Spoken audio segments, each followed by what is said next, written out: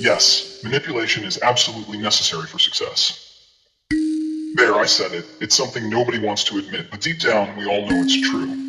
If you're not manipulating, you're being manipulated by someone else. It's the way the world works.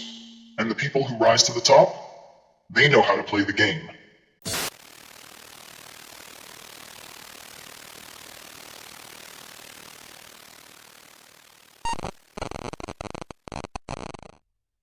I love manipulation.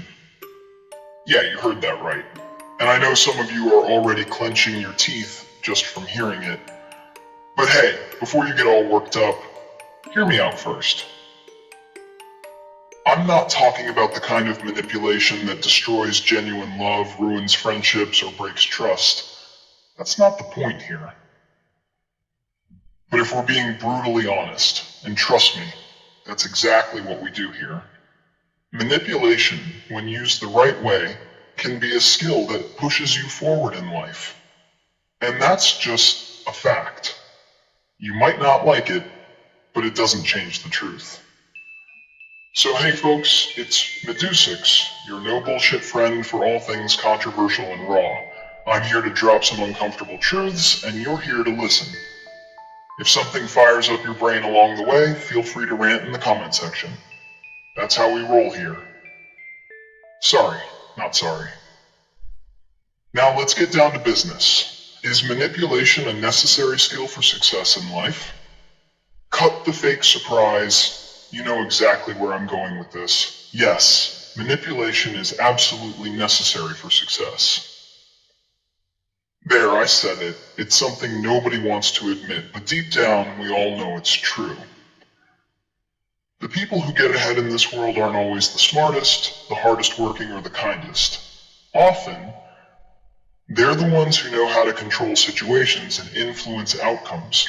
In other words, they're masters of manipulation. You want examples? Fine. Take the business world. You think CEOs rise to the top by being soft-spoken, morally pure, and playing by all the rules? Hell no. They rise because they know how to navigate the system. They manipulate people, situations, and perceptions. They know when to play nice and when to strike. Look at Steve Jobs. Genius? Sure, but also a manipulator. He knew how to make people believe in his vision, even when the product wasn't fully baked. He knew how to position himself as irreplaceable. Manipulation. And guess what? It worked. The political sphere is another glaring example. You think people like Franklin D. Roosevelt or Margaret Thatcher didn't manipulate public opinion, their colleagues, and even their enemies to push their agendas? They absolutely did. Power isn't just about making the right choices. It's about knowing how to pull the strings in the background. And in politics, the people who rise to the top are rarely the ones who play it safe.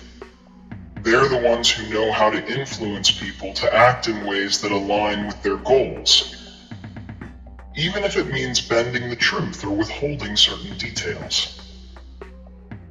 And don't even get me started on personal relationships.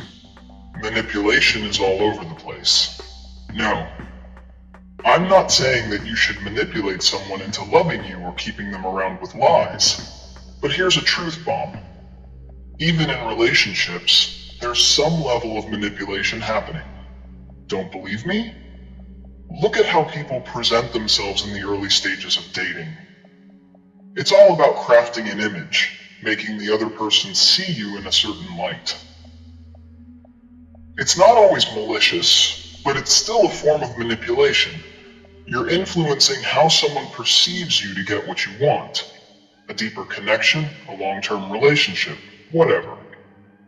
Call it what you want, but manipulation is in play. Now let's get real for a second. Why does society hate the idea of manipulation so much?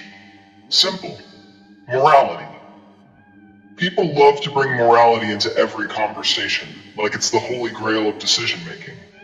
But let's get one thing clear. Morality is often the roadblock to success.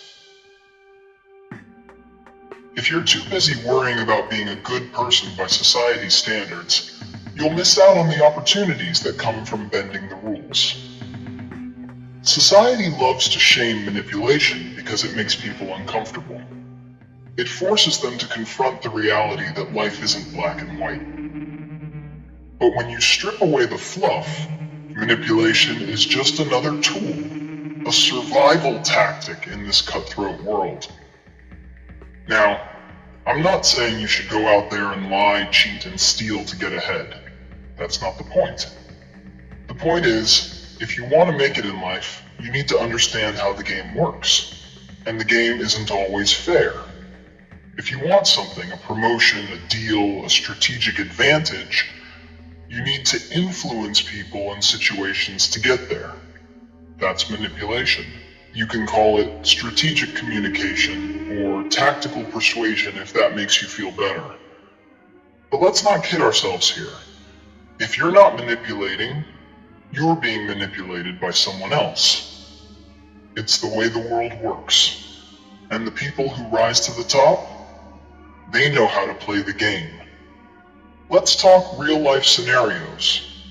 Take job interviews. You think honesty is your best bet? Think again. Sure, don't lie about your skills or experience, but you better believe that you need to frame your story in a way that paints you as the perfect fit for the role. That's manipulation. You're influencing how the interviewer sees you, nudging them towards thinking you're the best option.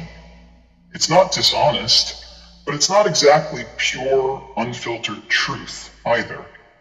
It's a tailored version of the truth designed to get you what you want. That's manipulation done right. Social media influencers are another prime example. Their entire career is based on manipulation. They curate their image, selectively show parts of their life, and make you believe that their lifestyle is something you should aspire to.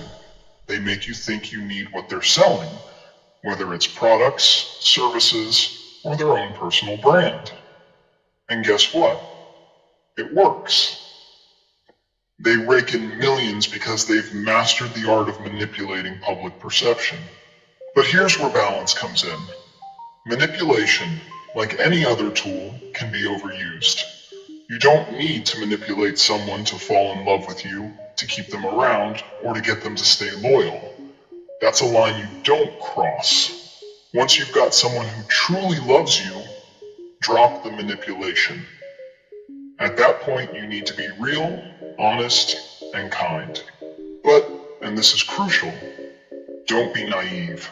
Just because you're being honest and genuine doesn't mean you let your guard down. Make sure you're getting that same honesty and love in return. Protect yourself. Manipulation is about knowing when to use it and when to set it aside. That's where most people get it wrong.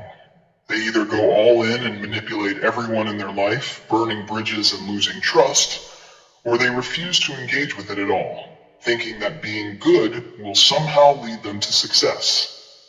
Spoiler, it won't. The key is finding the balance. Use manipulation as a tool to advance your goals, but don't let it define who you are. At the end of the day, success isn't about playing nice all the time, but it's also not about being a heartless puppet master.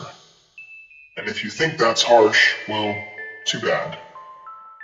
I'm not here to coddle you. I'm here to tell it like it is. Manipulation is necessary if you want to thrive in this world. But like I said, it's all about balance. Manipulate when necessary, but don't let it consume you. Don't let it be the only thing that defines your actions. Use it wisely, and you'll go far without losing your soul. Trust me on that. And if you think this was controversial, just wait. Next time, I'm tackling something even more explosive. Cheating in relationships. Yeah, we're going there.